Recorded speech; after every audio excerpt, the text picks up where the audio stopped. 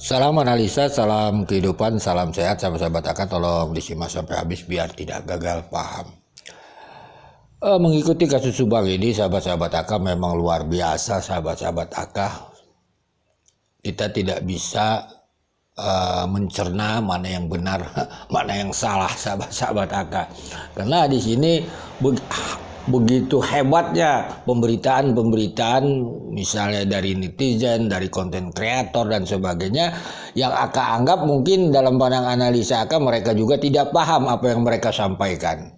Kan begitu sahabat-sahabat AK. Ya boleh nanti kita ujilah gitu kan. Ya khususnya konten-konten kreator yang membahas kasus Subang ya, bukan yang lain-lain begitu. Ya kalau kurang sependapat silahkan WA AK. Kita nanti berdebat di belakang layar. Oke, sahabat-sahabat AK. Mari kita coba memahami sahabat-sahabat AK. Kasus Rajapati ini tentunya di NKRI ini bukan hanya di Subang ini, kasus Jalan Cagak, sahabat-sahabat AK. Jadi kita bisa mengambil referensi dengan kasus-kasus tersebut bagaimana pengungkapan awalnya, sahabat-sahabat AK. Kan begitu, tentunya yang namanya ada orang meninggal, apakah dia dibunuh atau bunuh diri dan sebagainya, tentunya itu akan diautopsi atau divisum, sahabat-sahabat AK. Inilah kegunaan otopsi, sahabat-sahabat AK. Dengan hasil keluar otopsi, jelaslah di sana akan terbukti bahwa korban itu dibunuh, kan begitu. Maka nanti kita akan tahu bahwa kasusnya adalah kasus pembunuhan. Kan seperti itu sahabat-sahabat AK. Begitu juga nanti kita akan tahu misalnya ini bukan pembunuhan karena gantung diri dan sebagainya. Itulah kegunaan otopsi sebenarnya sahabat-sahabat AK yang utamanya. Lalu di sana di otopsi juga kita akan mendengar misalnya pembunuhannya Rajapati diduga memakai apa alatnya. Kalau di kasus Subang ini misalnya benda tumpul yang diduga misalnya pencuci baju. Kan begitu ini permasalahannya. Kalau kita ambil contoh misalnya di kasus Rajapati, Mirna, Jessica, kan itu pembunuhan juga, tapi dibunuh dengan apa? Dengan racun. Tapi kasusnya pembunuhan juga sahabat-sahabat AK. Begitu juga nanti kita bahas misalnya di kasus pengadilan hakim pengadilan Medan itu ada bekas jeratan dan sebagainya. Begitu juga kasus-kasus. Apa intinya otopsi itu? Otopsi itu adalah meyakinkan, membuktikan bahwa korban dibunuh. Makanya jadilah kasus pembunuhan. Lalu penyelidikan akan berlangsung sahabat-sahabat AK. Nanti apakah dia masuk 338, 339, 340. Itu kan urusan ranah penyidik. Tetapi sebelum masuk ke sana tentunya penyidik akan sahabat-sahabat AK mencari petunjuk dan alat bukti. Siapa petunjuk-petunjuknya? Tentunya dari keterangan saksi. Nanti bisa lihat sahabat-sahabat AK. Begitu juga petunjuk-petunjuk dari barang-barang dan sebagainya, barang bukti dan sebagainya. Clear dia. Kalaulah petunjuk-petunjuk itu benar, sahabat-sahabat AK, kasus itu cepat selesai, sahabat-sahabat AK. Bukan ujub-ujub bicara DNA. Siapa DNA-nya di TKP, kan gitu. DNA-nya di tubuh korban. Itu memang ada proses kasus-kasus yang seperti itu. Yang dinamakan petunjuknya memang kacau sahabat-sahabat AK. Jadi DNA itu adalah proses akhirnya saja meyakinkan sahabat-sahabat AK dalam proses penyidikan kasus itu. Coba lihatlah sahabat-sahabat AK kita di sini berbicara DNA ini, DNA ini, DNA ini. Kan begitu, ada di TKP, ada di korban dan ini kan udah ngacau sahabat-sahabat AK. Padahal kalau kita memahami sebuah kasus itu proses-proses awalnya itu daripada keterangan-keterangan saksi keganjilan sahabat-sahabat AK, barang-barang bukti dan sebagainya. Kan begitu.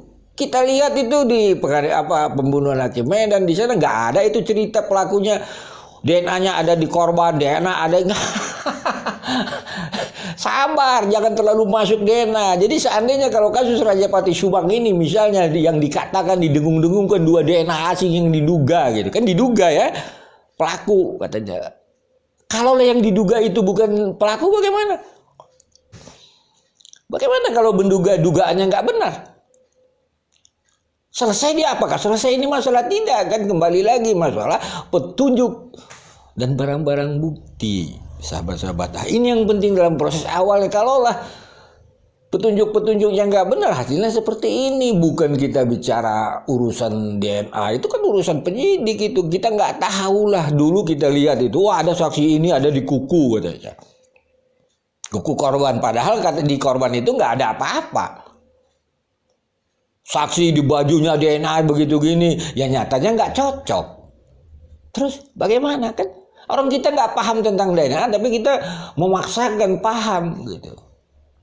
Kan inilah sahabat-sahabat AK, kekacauan di kasus Rajapati Subang ini, sahabat-sahabat AK. Jadi seakan-akan kita lebih paham daripada penyidik, kan begitu. Ini yang luar biasa. Nanti terus ada, kenapa akan merasa lebih paham daripada penyidik tentang sekolah? Ya akan nggak ada lebih paham dari penyidik tentang sekolah. Akan menantang para saksi-saksi ini untuk jujur. Kan jujur itu adalah petunjuk agar kasus ini terang benderang. Akan tidak menantang tentang kinerja penyidik. Tidak. Beda dengan DNA ini. Kalau DNA ini kinerja penyidik. Makanya akan nggak mau bahas itu. Karena akan nggak begitu paham. Paling ketawa aja.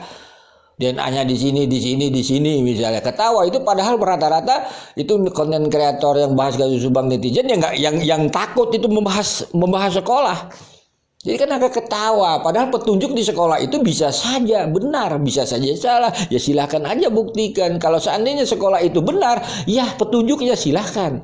Upload kegiatan belajar mengajar, kan begitu logika pemahamannya. Jadi bagi Aka sih memahami kasus Subang ini bukan ujub-ujub cerita DNA, tetapi adalah untuk mencari kebenaran, kejujuran dari keterangan saksi itu sendiri. Sahabat, kalau keterangan saksi itu nggak benar, ya hasilnya mutar-mutar kan. Itu. Jadi di masalah DNA itu bagi Aka tuh mau ada atau nggak ada masalah bagi Aka sih. Banyak itu kasus Rajapati itu nggak ada urusan DNA-nya itu di TKP. Walaupun mungkin nanti di pengadilan menambah keyakinan hakim bahwa pelaku itu ada DNA, berarti DNA kan hanya menyusul, bukan DNA yang utama. Di sana dalam beberapa kasus silakan lihat. Jadi sebelum kita memahami itu, mari kita dengarkan potongan video ini. Dari hasil otopsi, petugas menemukan luka bekas jeratan di leher. Jamaludin diperkirakan sudah tewas 20 jam sebelum diotopsi. Namun, ada yang aneh, karena petugas keamanan di rumah Jamaludin menyebut ia sempat melihat mobil Jamaludin keluar dari perumahan pukul 5 pagi di hari yang sama saat jenazahnya ditemukan. Di Pengadilan Negeri Medan, Jamaludin menjabat sebagai hakim utama muda.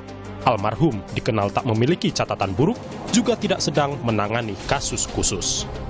Untuk mengungkap kasus ini, polisi memeriksa puluhan saksi, mulai dari rekan kerja hingga keluarga. Tak ketinggalan, polisi menyelidiki data dari ponsel korban. Dari hasil pemeriksaan, polisi meyakini Jamaludin dibunuh. Tidak akan saya aman. Setelah kami melakukan olah TKP awal, kemudian lanjut kami melakukan pengembangan dengan melakukan pemeriksaan beberapa orang saksi, dan dari beberapa orang saksi kami mendapat petunjuk, terutama saksi J, dan juga petunjuk dari saksi yang bertemu pertama kali di TKP. Selanjutnya pada tanggal 2 Juli tahun 2021 kami melakukan penangkapan terhadap tersangka M, warga negara Afghanistan, karena berdasarkan pengembangan saksi-saksi dan juga petunjuk lain berupa CCTV. Sahabat-sahabat AK, jadi apa kesimpulannya dalam analisa session ini? Jadi AK menganalisa banyak beberapa kasus sahabat-sahabat AK tanpa membahas DNA pelaku di TKP, kan begitu, DNA di pelaku di tubuh korban dan sebagainya, tetapi pelakunya sudah tertangkap. Kan begitu sahabat-sahabat. Yaitu dari mana? Yaitu dari keterangan saksi, dari petunjuk barang bukti dan sebagainya, sahabat-sahabat. Jadi intinya ya tentang DNA ini bisa dipakai, bisa tidak saja dalam proses itu. Anggap saja di kasus Subang ini misalnya kita tidak usah membahas DNA dari petunjuk keterangan saksi. Kan begitu, apakah mereka sudah jujur duduk permasalahannya dari barang-barang bukti, apakah barang bukti itu sudah benar dan sebagainya.